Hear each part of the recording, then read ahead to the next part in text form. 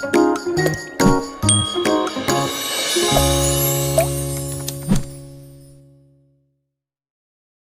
kucing pada masa Mesir kuno. Selamat datang di channel para pencinta kucing. Kali ini kami akan membahas mitologi kucing pada zaman Mesir kuno yang mungkin belum kalian ketahui. Sebelum lanjut, tak henti-hentinya kami ingatkan untuk klik tombol subscribe, like, dan share. Selamat menyaksikan.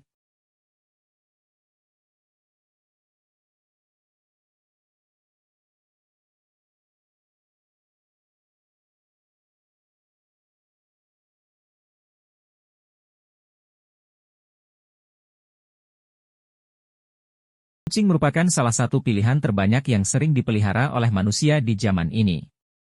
Namun, tahukah Anda sebenarnya kucing sudah lebih lama eksis sebagai hewan peliharaan bahkan di zaman kerajaan Mesir kuno? Bangsa Mesir kuno dikenal dengan sejarah dan peninggalannya yang menakjubkan, seperti piramida, patung Sphinx, atau Cleopatra, wanita paling populer sepanjang sejarah. Faktanya, peradaban Mesir juga menghormati banyak makhluk, salah satunya adalah kucing yang berada pada tempat istimewa bagi bangsa itu.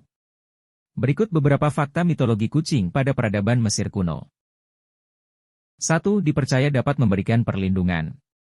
Diketahui kucing pertama kali dijinakkan di Mesir sekitar 10.000 tahun yang lalu, saat itu beberapa kucing tersesat di peternakan.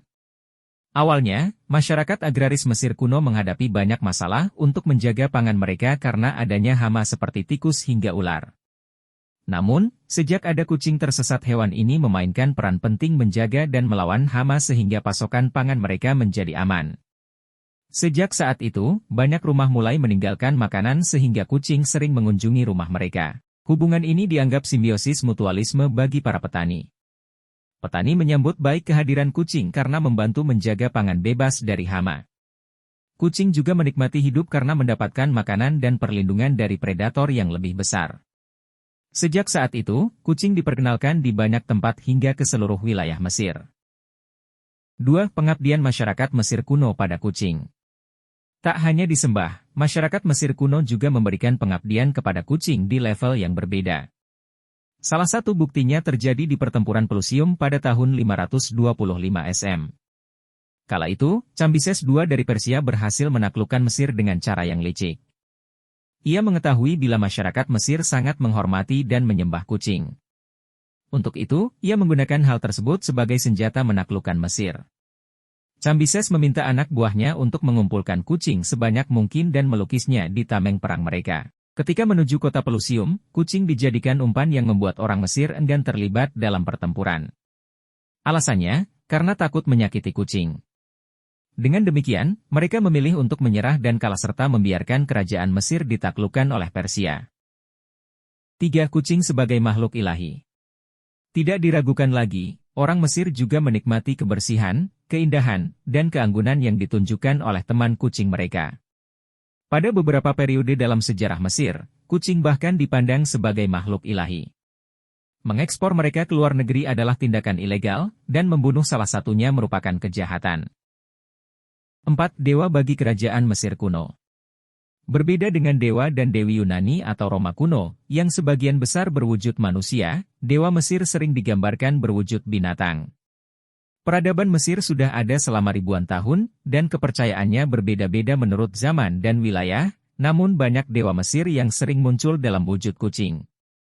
Sejumlah dewa yang digambarkan dalam bentuk kucing oleh orang Mesir kuno.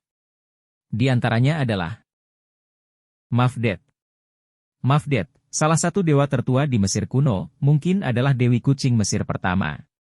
Dia sering muncul sebagai kucing besar, biasanya alien X, macan tutul, Ceeta, atau singa betina, atau sebagai wanita berkepala kucing, meskipun terkadang dia digambarkan sebagai kucing berkepala wanita. Dia adalah dewi perlindungan, mengawasi kamar raja dan lokasi suci lainnya, dan menawarkan perlindungan terhadap ular dan makhluk beracun lainnya. Dia juga membela keadilan hukum dan hukuman bagi pelaku kesalahan. Dalam beberapa versi ceritanya, Mafdet dikatakan telah merobek hati orang-orang yang berbuat salah. Seiring berjalannya waktu, Mafdet akhirnya digantikan oleh Dewi Bast atau Bastet. Bast Putri Ra. Bast, juga dikenal sebagai Bastet, adalah putri Ra, dewa matahari. Awalnya digambarkan sebagai singa betina, dia kemudian muncul sebagai wanita berkepala kucing peliharaan. Sebagai singa betina, dia adalah pelindung sengit Mesir Hilir, dan pelindung Fir'aun sendiri. Dia juga melindungi ayahnya Ra, matahari, dari ular Apep, yang diyakini sebagai penyebab hari-hari badai yang gelap, serta gerhana. Seiring waktu, Dewi Sekhmet mengambil alih peran singa betina, dan Bast dikenal sebagai Dewi Kucing. Dalam wujud ini dia lembut dan keibuan, namun tetap dipandang sebagai pelindung kucing, wanita hamil, dan anak kecil. Dia juga Dewi Kesuburan. Bast adalah dewi yang sangat populer, dan banyak patung, jimat, dan penggambaran dirinya lainnya telah ditemukan. Bubastis. Bubastis adalah sebuah kota yang terletak di Mesir Hilir, tempat pusat pemujaan terhadap Bast. Kota ini memiliki sebuah kuil untuk menghormatinya, di mana festival besar diadakan setiap tahun untuk menghormati dewi tersebut. Bubastis juga merupakan tempat ditemukannya kuburan kucing besar yang berisi 30.000 mumi kucing. Sekhmet. Salah satu dewa paling kuat di Mesir, Sekhmet digambarkan sebagai singa betina atau wanita berpakaian merah, melambangkan darah, dengan kepala singa betina. Dewi Perang, Sekhmet adalah dewa yang ganas dan kejam yang diyakini akan menghukum musuh Fir'aun dan dewa lainnya. Sekhmet dikaitkan dengan timbulnya wabah dan kelaparan, meskipun dia juga bisa melindungi teman-temannya dari hal-hal tersebut. Dia juga dikaitkan dengan matahari, yang, seperti diketahui orang Mesir, bisa memberi kehidupan sekaligus menghilangkannya. Sekhmet awalnya diciptakan untuk menghancurkan umat manusia. Meskipun Dewa Matahari Ra mampu berubah pikiran, para pendeta masih melakukan upacara di depan beberapa patungnya setiap hari, percaya bahwa dia mungkin masih membawa kehancuran umat manusia. Karena upacara tersebut, banyak ditemukan patung dirinya. Hukum yang melindungi kucing di zaman Mesir kuno. Saking sakralnya kucing pada zaman itu, banyak undang-undang yang berlaku untuk melindungi kucing. Memperdagangkan, mengekspor hingga membunuh kucing adalah hal yang ilegal. Mereka yang ketahuan secara sengaja membunuh kucing akan mendapat hukuman berat hingga hukuman mati. Pemakaman kucing di zaman Mesir kuno. Pemakaman kucing di situs arkeologis Peos Artemidos, Bubastis, dan Saqqara diketahui telah digunakan selama beberapa abad. Pemakaman tersebut berisi sejumlah besar mumi kucing dan patung kucing yang saat ini dipamerkan dalam koleksi museum di seluruh dunia. Di antara mumi kucing yang digali di Gizeh, kucing liar Afrika adalah kucing yang paling umum ditemui, diikuti oleh spesies kucing hutan.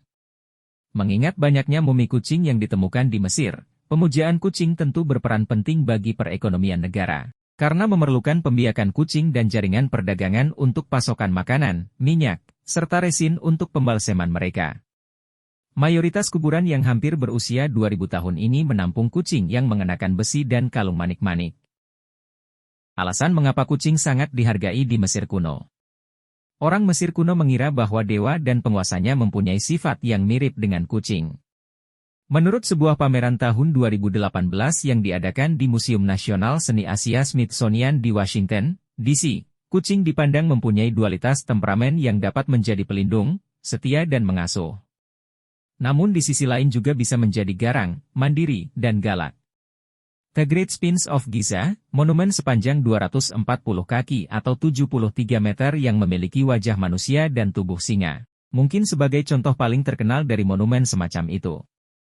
Meskipun sejarawan tak begitu yakin alasan di balik orang Mesir bersusah payah mengukir Sphinx.